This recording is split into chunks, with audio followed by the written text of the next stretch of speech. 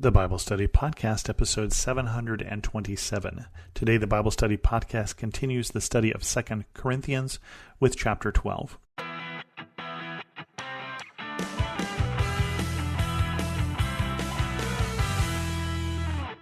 Paul's vision and his thorn. You may remember with chapter 11, Paul started talking about the false teachers who'd come, and one of the parts of his argument was that if we were going to boast, he had more to boast about. But he ended that section there saying, if I have anything to boast, I'll boast in my weakness.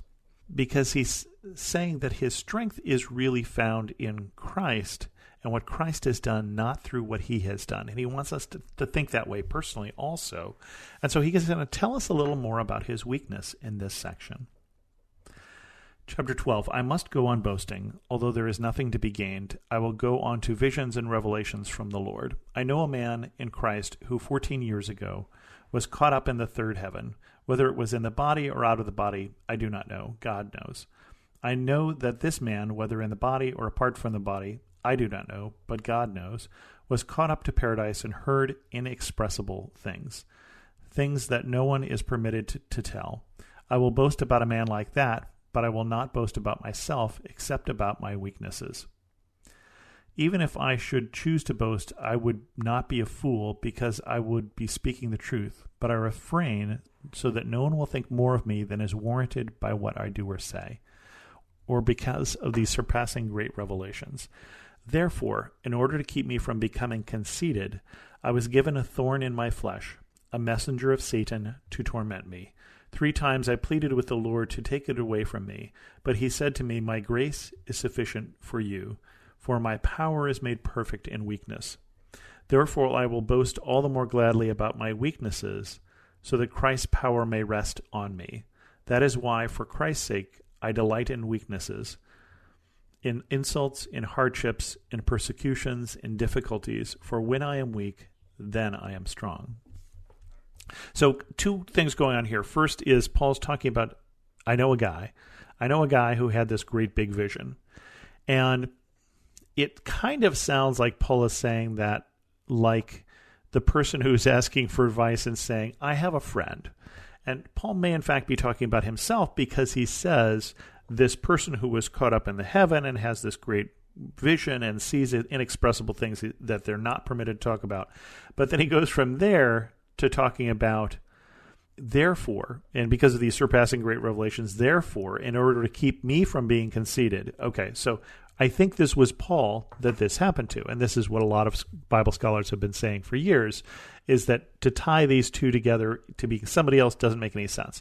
So Paul talks about this revelation, these great revelations, but says it would tend to make one conceited to see all these things. And so he was given this thorn in the flesh. And in the Bible, Paul never says what this was. But there's a couple hints that Bible scholars have pulled out over the ages. One is that we have a letter from Paul to the church in, I think it's Thessalonica, where he says, I know that you would have gladly plucked out your own eyes and given them to me if you could have. And so there's some reason to think that Paul had some sort of disease of the eyes that wouldn't go away. We don't know what it was, but there's reason to believe that because elsewhere he writes, see, I'm writing this with my own hand, see what large letters they are. And so it's possible that Paul was going blind or that Paul had some sort of a problem with his eyes, and that's certainly the most common thought among Bible scholars in terms of what Paul is talking about with the thorn in the flesh. Paul doesn't mention it because it doesn't really matter, right? It doesn't matter what specific ailment he had or what specific weakness he had. What he says is, I prayed that God would take it away. Now, Paul and the apostles had great prayer lives, and they were able to do miracles because God was working through them. Paul later on, after he writes this letter on his way back to Jerusalem, I mentioned last week that someone will fall asleep during one of his sermons, and he will raise the kid from the dead who fell out this window. So it isn't that Paul doesn't have, connections to God. It isn't that Paul can't pray very well. But God said no. And the answer to prayer is sometimes no. Sometimes it's yes, sometimes it's no, sometimes it's not yet. And in this particular case, God says no. I allowed you to have this, or I gave this to you, is what Paul says. I allowed you to have this weakness because I intend to use it, that my strength is made perfect in weakness. My grace is sufficient for you. I don't need to take this away. You have everything you need. That's a tough thing to hear. I think it was probably tough for Paul because he prays it two more times. We don't know whether God told him this 3 times or whether God told him this the 3rd time or God told him this each time. But it's tough to hear this message that, no, I'm not going to take that from you. No, that tumor is not benign. No, you have that disease you were afraid you would get.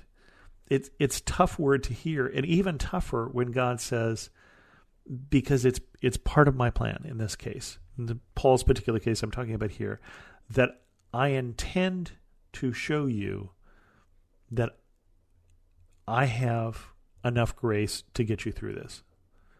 My grace is sufficient for you. You don't need anything else. You don't need this fixed.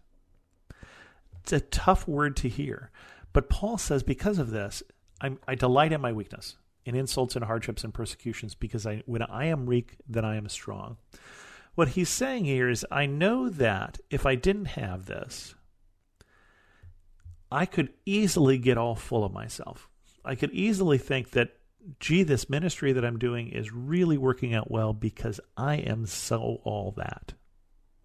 And it sounds like, as Paul has been talking about these other teachers that have come in, it sounds like that's probably what has happened to them. They may, in fact, have headed down a good path, but they've now decided that they're all that. They're more important, they're more influential than anybody else, including Paul. And Paul's saying, I see that. I could have gone that way. I could have been that conceited. God has reached out to me and worked in my life in such a way that I could think that it was because of me, and instead of because of you and because of God, right? That God chose Paul because he had things he wanted to do in Corinth, for instance, rather than God chose Paul because he was the best around. Certainly we don't get that story from the Old Testament that, God chose the nation of Israel because it was the best. God chose them because they were his. God chose them because of Abraham. But, they got to thinking they were all that. And Paul's saying it could happen to me too. And it can happen to us as well. Paul's concerned for the Corinthians. I have made a fool of myself, but you drove me to it. I ought to have been commended by you, for I am not in the least inferior to the, quote, super apostles, even though I am nothing. I persevered in demonstrating among you the marks of a true apostle, including signs, wonders, and miracles. How were you inferior to the other churches, except that I was never a burden to you? Forgive me this wrong. Now I am ready to visit you for a 3rd time, and I will not be a burden to you, because what I want is not your possessions, but you. After all, children should not have to save up for their parents, but parents for their children. So I will very gladly spend for you everything I have and expend myself as well. If I love you more, will you love me less? Be that as it may, I have not been a burden to you, yet crafty fellow that I am, I caught you by trickery. Did I exploit you through any of the men I sent to you? I urged Titus to go to you, and I sent our brother with him. Titus did not exploit you, did he? Did we not walk in the same footsteps by the same Spirit? Have you been thinking all along that we have been defending ourselves to you? We have been speaking in the sight of God as those in Christ, and everything we do, dear friends, is for your strengthening. For I am afraid that when I come I may not find you as I want you to be, and you may not find me as you want me to be. I fear that there may be discord, jealousy, fits of rage, selfish ambition, slander, gossip, arrogance, and disorder. I am afraid that when I come again, my God will humble me before you, and I will be grieved over many who have sinned earlier and have not repented of their impurity, sexual sin, and debauchery, in which they have indulged. Now, remember, Paul is talking to the church here when he talks about things that he thinks he's afraid that he may find: discord, jealousy, fits of rage, selfish ambition, slander, gossip, arrogance, and disorder. He's not saying in Corinth, he's saying in the Corinthian church. When he's saying he may find impurity, sexual sin, and debauchery, he's not saying in Corinth, he's saying in the Corinthian church. These people have some ways to go here. They're not living the life, or Paul is concerned they may not be living the life that they were called to. And this whole section here up front, he's saying, who put it in your head that I was wronging you, even though I was never a burden to you? Who put it in your head that I had some other motive other than what was good for you? And he takes this analogy, and I love this analogy here, of children should not have to save up for their parents, although as a child with elderly parents, I find that not to be true in my case right now. But parents for their children. And certainly my parents, as they raised me, as they saved money so I could go to college and those sort of things, that's kind of normal thing that we expect. And he's saying, so it is with me. If I spend everything I have on you, including myself, he's putting himself in the bargain here, he would be doing it for love. And he says, will you love me less? It's odd that someone has put the idea in their heads that maybe Paul, because he doesn't charge for his services, they're not worth charging for. I guess that may be the idea here, that because he doesn't charge for his services, he's somewhat less of an apostle. I think that's what he means by the super apostles. Basically, these people come in and say, well, sure, if I preached like Paul, I wouldn't charge. Of course, I don't know who they are, and I don't know what they preached because their words didn't last. Somewhere someone may have a scroll of them, but I can tell you that a lot more people remember what Paul said here. And one of the reasons for that is Paul's actions bore witness to his words. Paul lived in a fashion that was consistent with what he taught. And that is something we should look for in all our leaders and in everyone we're listening to is, okay, that's what they say. How do they act? Because their actions will bear witness to the truth or falsehood in their words. And Paul is saying, I didn't trick you. Did any of the people I send abuse you? No. Did any of the people I send exploit you? No. I was there for your good. And when I come back, I'll be coming back for your good. Just let's not make it the angry Paul, right? It's like your dad from the front seat. Don't make me come back there. I will turn this car around. And that's what Paul is saying to the church here is, we get to choose how I will be when I come back. Let's not be the church that needs correction. Let's realize where we have been gone astray and correct ourselves. Because that is part of maturity. Maturity is not, unfortunately, meaning that you always do the right thing, but partly it is recognizing correction and repenting.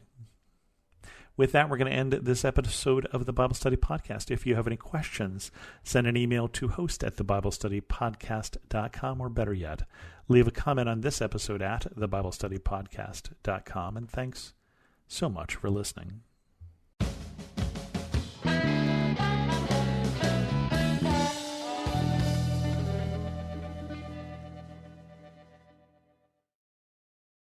In a world where relationships are easily broken and often discarded, the Rebuilding Us Marriage Podcast is your lighthouse, guiding the way to hope, restoration, and transformation in Christ. I'm your host and marriage coach, Dana Shea. Join me as we discuss the necessary tools for rebuilding marriages from adversity, betrayal, and disconnection. It's time to reignite love as we rebuild marriages from the ground up. Listen to the Rebuilding Us Marriage Podcast on lifeaudio.com or wherever you get your podcasts.